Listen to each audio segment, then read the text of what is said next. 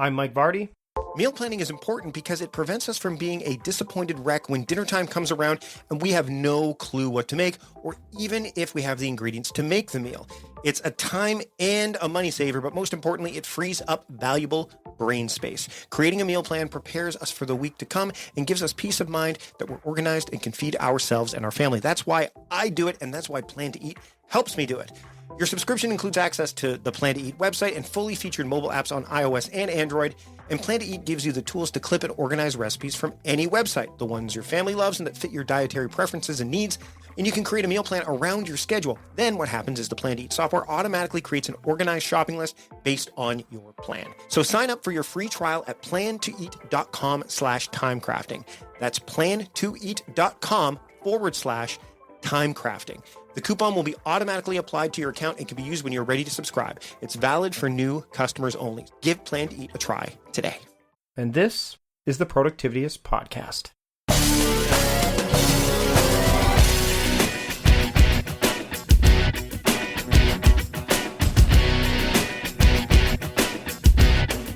Welcome to the Productivityist Podcast. I am your host, Mike Vardy, and this week on the show, I have a doctor. Again, I like bringing doctors on the show, but this one is a doctor of play. Well, not necessarily play, but we do talk about play a lot during this episode, and play with productivity, the balance of work and play. And it's one of the things I thought about as I was putting this episode together is I have this Baron Fig notebook that's called the Work Play Notebook, and on one side of the page, and so if you're looking inside the notebook, there's two pages, and one of them is related to work, and so it's got the dot grid, and the other one is blank, so it's related to play. And I find that it's really fitting that I bring this up during this episode because Kirsten Milliken has written the book PlayDHD, and it's about putting the play back in your work, in your life, and for people who may struggle with ADHD, and even those who don't. I think that this is the kind of thing that you can look at because I just really find that we, and I talk about this in the episode, is that sometimes you get categorized as someone who has ADHD, and I'm not at all being reductive about what ADHD is. My old podcast partner has ADHD. Ryan McRae, who's been on the show before, has ADHD. But what I really wanted to kind of get across here is that there has to be an element of play in your work. It makes life more enjoyable. You have to make time for it, and Kirsten is an advocate of that in a big way, and we talk about this during the show. We talk about, specifically surrounding ADHD, it comes up quite a bit, the idea of managing those symptoms so that you can realize your potential and have fun. Have that motivation, that attention that you need, focus, all of that stuff. And just be playful, having a more playful mindset. And we're just going to dive into it now. Now, if you're a Patreon supporter, you want to listen to the Patreon edition of the show because you're going to get more content. But if not, there's still a lot here for you to enjoy. So without further ado, here's my conversation with Kirsten Milliken, the author of PlayDHD, here on the Productivityist Podcast. Enjoy. I'd like to welcome Kirsten Milliken to the Productivityist Podcast. Kirsten, thanks for joining me today. Oh, Mike, thanks for having me. I'm so excited to be here. I think it's time to play. What do you say? I think we should play. It's always time to play in my world. So it's fascinating because when you think about productivity, people automatically associate, especially where I'm from in Canada, if you look up productivity, it's all around gross domestic product and efficiency and working more. And productivity isn't all about that. And it's funny because it drives me nuts when people say, productivity is all based around work, and it's not. I think productivity has its capabilities and a total integration with the element of play as well. And you've got a book that's just come out, PlayDHD, right? Yes. And we'll talk about ADHD and play and all that stuff in it. But I want to get in and figure out how have you made the correlation between play and productivity? How have you managed to kind of draw people's attention to that? Because it's a hard thing to do. It is. Well, especially for adults, because, we've all been told that we need to work harder and stop goofing off and all of those things that stick in our brains when, our inclination is to maybe go have a little bit of fun or goof off. our bosses are standing there and telling us, no, that's not the thing to do. But in fact, what a lot of the research is showing and what a lot of companies are catching on to now is the fact that when we're playing, we're actually activating our brains, the dopamine system in our brains, in a way that helps us to be more creative, more open to different solutions, more energized, focused, attentive, able to problem solve, and just in a better mood. So not only are you getting people who are then maybe producing better work, but they're also less likely to be sick if they're feeling healthier and happier. So a lot of companies like IDEO and Google, and there's numerous other ones, have really latched on to the idea that by integrating the concept of play or playfulness into the work environment, that they really capitalize on much better work from their employees. Now, for those people who are not in a large organization or an organization that's embraced this kind of thing, I'm looking at one of the blog posts that you've talked about, which is the "Don't lose the day, plan to play." Yeah. And one of the things that I've done is I theme my days. And I know that's something that's worked for me by saying that Saturday is family day. So therefore, I know that that's all associated around play. In fact, this past week, that's pretty much what we did. We did board games and so on and so forth and had a great time with it. But because I've structured that time, I think it's really important. You talk about that as well. But how deep do you go into this? Like, how deep do you think people need to say, okay, you know what? I'm really overdoing it in the work element. I need to structure some time for play. Where do you recommend people get started? I mean, first of all, reality is, we don't have our old-fashioned work and regular life separation anymore. It used to be you go to work from 9 to 5, you come home and that was your time. But we all know that doesn't happen anymore. So it becomes even more important that we really have not work-life balance anymore, but work-life integration. And that means carrying through some of your playfulness, your positive attitude into work as well as into your personal life. I will, just as an example, I just had the book release, as a matter of fact, and people were asking, where do you get started? And I said, I created this thing for myself, PlayDHD, where my whole focus had to be on play. And I didn't start from that. I mean, we talk about the fact, especially as entrepreneurs, that we all do the work that we need to do, for other people that we need to do for ourselves. And certainly this came about at a time when my life was not really that playful. I was working really hard, long hours. But when I decided that this was going to be my new focus, all of a sudden, everything around me, I kind of looked at with a different lens. So, conversations that I might have thought were ridiculous, inane, boring, whatever, at some point became kind of interesting and playful. Activities that maybe at some point I would have said, I don't really want to do that, whatever. I was using the old improv exercise of saying yes to, everything and seeing what would come of things. And I mean, I jumped in with both feet. Obviously, that may not be realistic for everybody. Most people, especially adults, again, have a little bit of trepidation about taking on that persona of being more playful because they're professionals or, maybe they have a serious group of friends or whatever. But finding opportunities. So one of the things that I suggest in the book as a starting point is to figure out what your play personality is. Dr. Stuart Brown wrote about play personalities. He had 8 of them. I think there's 9 in my book. But figuring out what your play personality is, and one of the ways to do that is to think about how you played as a kid. So, Mike, what do you remember about playing as a kid? What was your favorite thing to do? The first thing you mentioned is, when I think of that, is I used to collect hockey cards. And what I would do is I would make the teams out of the hockey cards. So I'd be in my room. And it's reminding me how my son is too. My son likes to play by himself, and I was in my room and I would organize the cards by teams and in divisions, and I would have them face each other and kind of leapfrog each other for playoff spots and things like that. I also do the same thing with. Remember when we used to listen to top 40 countdowns and stuff like that on the radio? Casey Kasem, yes. Yeah, I used to make I used to have all my tapes. and I would do the same thing. I would create like my own top 10 or top 40 countdown. And it was one of the things I really enjoyed doing. I mean, a lot of kids would flip hockey cards around and play, so they would end up trading cards with one another. I wanted to hold on to mine because I wanted to make sure I had a whole team that could go against another team. So that's one of the things I used to do. So one of the play personalities is actually the collector. So whether it's collecting cards or collecting buttons or collecting experiences, that's one way to play. I still collect. I have all this Green Lantern stuff as I'm looking at it right now. I was just about to ask, but you may not collect hockey cards, but what do you collect now? Exactly. So, and it sounds like a little bit of that is rubbed off on your son as well. Totally. Yeah. So oftentimes, though, a lot of times we'll find that parents and kids have similar play types, but a lot of times we'll find that they have very different play types.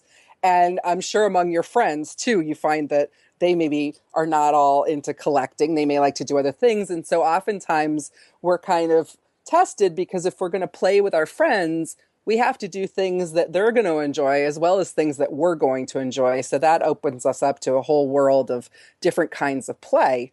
Most people are not just one type of player. So, we have play personality types like the artist, the creator, the jokester, the storyteller, the director, the performer. All of these are different play types. And the competitor or the kinesthete is another one. So a lot of times you'll find people who really enjoy a lot of movement and dance and things like that. And that might also be integrated. The kinesthete who likes movement might also be also a competitive play type. So they might not only like to be moving, but be in sports that have teams that are against one another. So all kinds of combinations of play types and all kinds of ways to play if you know what your play type is. And so when it comes to planning that kind of stuff out, I mean, you mentioned motivation and getting motivated. I'm reading some of your work, like motivation is a tricky one, especially when you're talking to, now we're shifting over to talk a little bit about ADHD to get motivated, there's tasks that we don't enjoy doing and have a difficult time playing with. And then there's other ones that we just find complete joy and love to mold and shape. And how does that affect maybe not just ADHD, people who have ADHD, but also in general, like when you're coming across a task or something that isn't motivating at all, how do you turn it into something? Because you need to do it, especially in some of those situations. How do you convert it so it's something that you can find some joy out of, so it doesn't seem as taxing to you as you try to, push it forward? Well, first of all, you're right in that it's not just people with ADHD. I think we all struggle at times with attention and motivation. Just people with ADHD, often it's more apparent and it can be more of a struggle. Mm-hmm. And so one of my favorite heroes around play is Mary Poppins. And if you remember the scene, she says, in every job that must be done, there is an element of fun. You find the fun and snap, the job's a game. So oftentimes what we're doing is figuring out, first of all, if you know what your play type is, and you can identify the task that maybe seems to be unpleasant, you can figure out what kind of play can you integrate into that activity. So one of the biggest challenges in April is people doing taxes, right? Yep. I know very few people who really enjoy doing taxes. A few of them I know, they're just weird. But right? But I will tell you that a lot of my friends enjoy having tax parties. It's something that they actually look forward to every year. So taxes aren't just this horrible thing that they're dreading. It's an opportunity to get together with their friends and have a party. So my friend Sarah Kesty says, you can take anything and turn it into a party and it makes it fun. And that's true for taxes as well. So that's, if you have other people to do something with, you can turn it into a party. If it's only going to be you, it might be turning it into a party by turning on the music. I give the example over and over again that I hate cleaning my house because I honestly really hate cleaning my house. But when I have to do it, it means I either have to have somebody else who's about to arrive, so I need my house clean, or I have to turn on the music and have some fun. So finding ways to make less enjoyable tasks more enjoyable.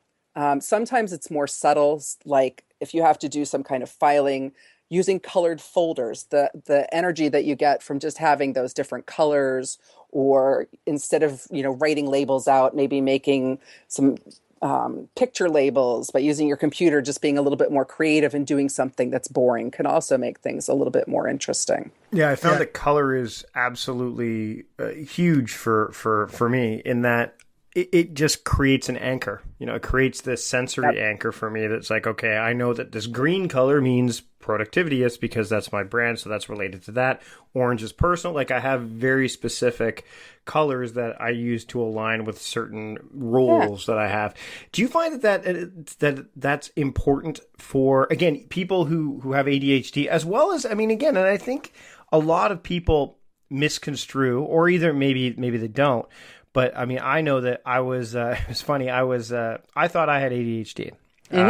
And I went to my doctor, said, he went and said, you just immediate prescription.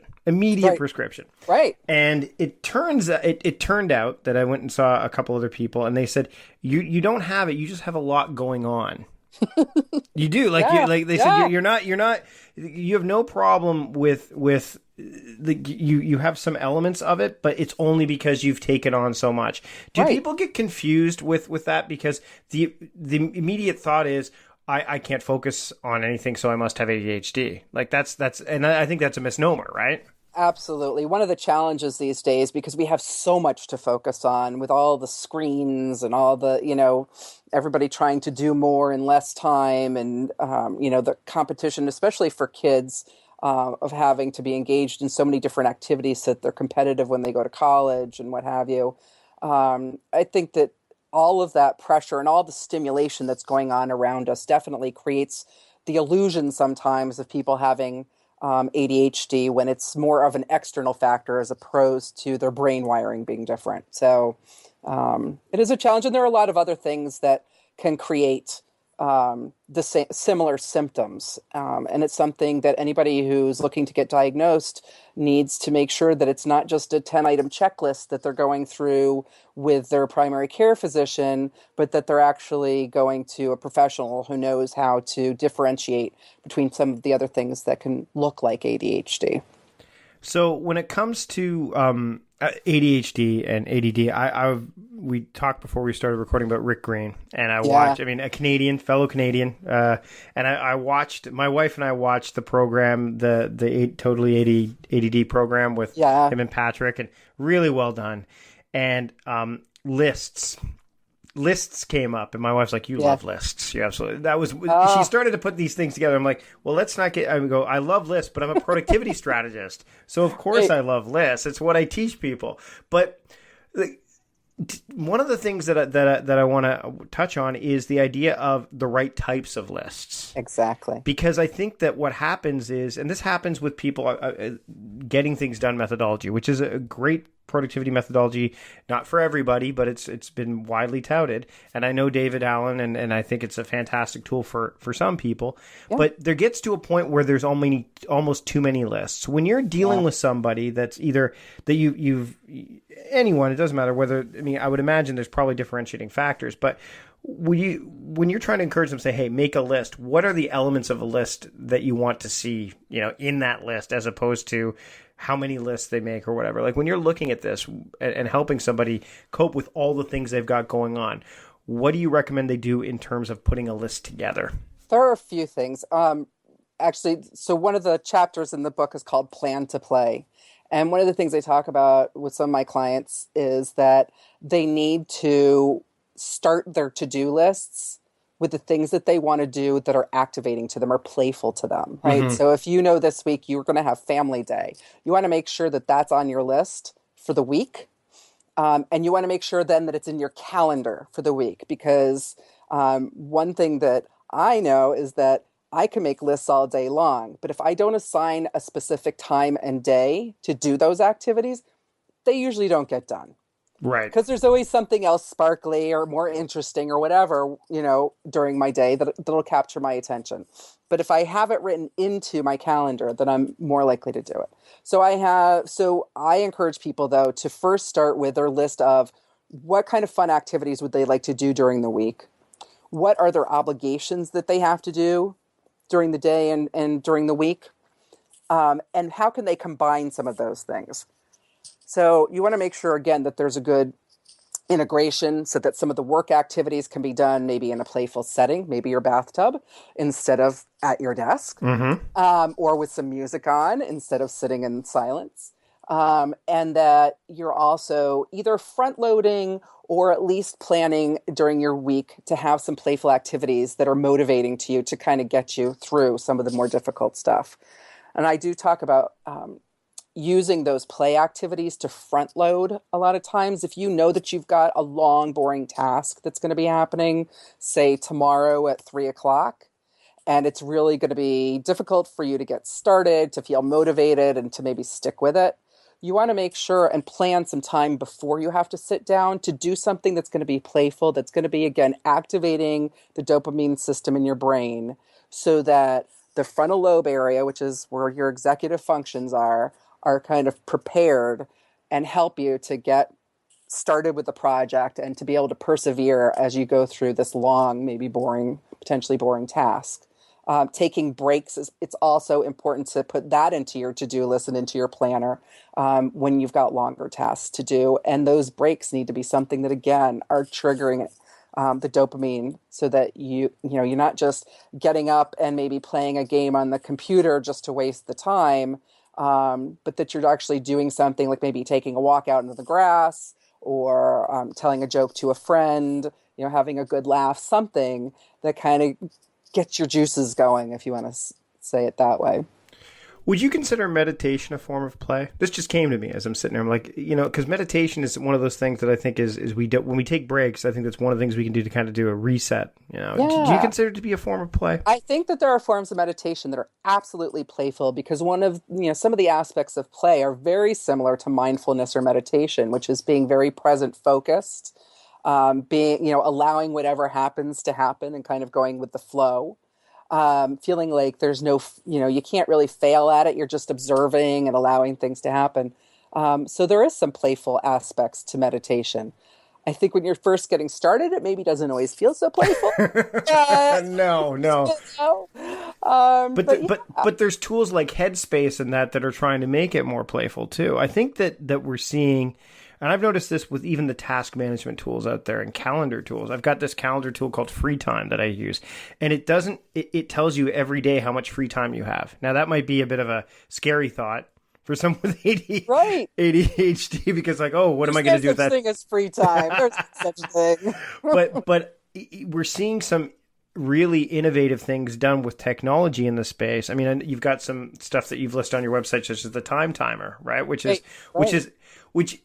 kind of, again, there's this idea that the Pomodoro technique is another one, you have the tomato timer, all that. Like you're seeing these interesting ways for people to monitor their time and not only that, but be more intentional with it. And I think that's really the goal with play too. I'm a big believer in, right now my kids, might even be able to hear them outside. It's a professional development day for them. So they just got home from the park and the propensity for me to want to be able to go out and play with them is strong, but I also know that family time doesn't start till 5:30 for me today, so that's scheduled in there. Now, are you adamant about are you specific with the stuff that goes in your calendar? So you have send these emails, or do you have be in email mode or be in play mode? How specific do you recommend people go? I will tell you. So I do have ADHD. And One of the things when you have ADHD is, this week it might be that I need to get so specific about, I'm going to send 5 emails between this time and this time. And next week I might abandon that altogether and do it differently. So you need the flexibility in there, basically. Absolutely. You need to have flexibility, but you have to make sure that you still have a plan for yourself. So I can't just say, I'm not going to get to my emails. I don't have any plan to get to emails because honestly, I won't. Unlike a lot of people, I don't feel that they're that urgent. So the calendar can act as a trigger, right? And then if you do have a to-do list, which you have a to-do list, right, that you look at? I have a to-do list, but it's always put into my calendar. So the tasks are right there next to it. Right. Okay. So my strategy is like a brain dump of everything that needs to get done. And then I add to that during the day. But then all of that has to get moved into a calendar and assigned to a time and day. Right. See, for me, I've got my calendar that gives me my daily themes, which act as anchors. They're those, okay, that's what I know I need to do. And then there obviously are the date-specific appointments, very getting things done centric, where I know that I'm meeting with somebody, like for example, right now, like that's it. That's a date-specific. I show up at 6 o'clock in the evening, my time. We both showed up on time today. That was so impressive. Exactly. Well, I mean, what do you get? I mean, I think it was a foregone conclusion that you and I would probably show up on time. But then what I do is I do have my task management application, which is separate from my calendar, that gives me the specifics. So if I'm looking at like today is writing mode day, right? Like it's my writing day because it's Monday. I will then look at my tasks in my task list and see which ones I've assigned the tag writing.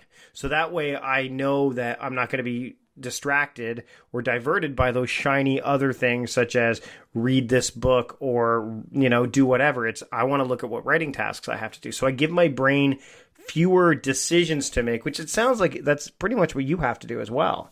Absolutely. The fewer decisions I have to make, the better. I mean, even to the point of, yes, if I'm going to go to the gym in the morning, I have to make sure that my clothes are out the night before so that in the morning it's not a decision of going or not and where are my clothes. My clothes are there and I'm going. That brings up a really interesting point. How important, I mean, I believe that morning and evening routines are critical for anybody. Yes. How important are they for people who, struggle with ADHD as well? I think routines, period, are really important. Yeah. So, and morning and evening are kind of easy time frames because, they're bookends of the day, right? They are bookends. And, we know that getting into bed is the last thing we're doing. And so we can kind of, move backwards from that spot to what we're going to do before that. And the same thing with waking up in the morning. You can go forward from that moment when you're getting up.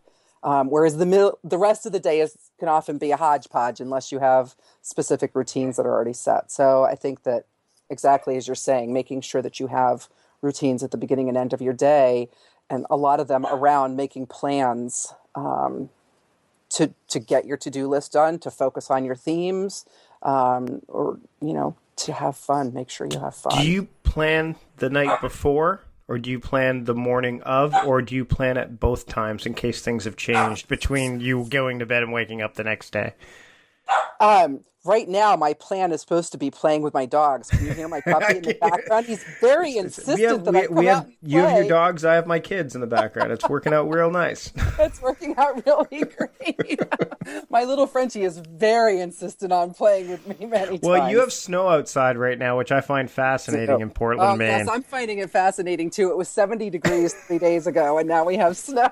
And I'm on the West Coast, closer to the other Portland, and it's sunny and we're doing pretty well over here. I can't believe the weather is acting the way it is. But yeah, I mean, basically, like when it comes to routines, do you start did you slowly build your routines up, or did you have how far along do you routinize your day? Because, I mean, I know that I have a specific routine that's got about 5 things in the morning and about 3 things in the evening. But initially it only had 3 things in the morning, and I slowly added to them because I had a bit more flexibility and wanted to have a bit more of a, I wanted to make sure I read every morning for 25 minutes. I never used to do that. I want to make sure that, I maybe go for my morning walk on Sundays, which I never used to do. Like, have you added to your routines over time, or is it just something that do you try to keep them as basic as possible?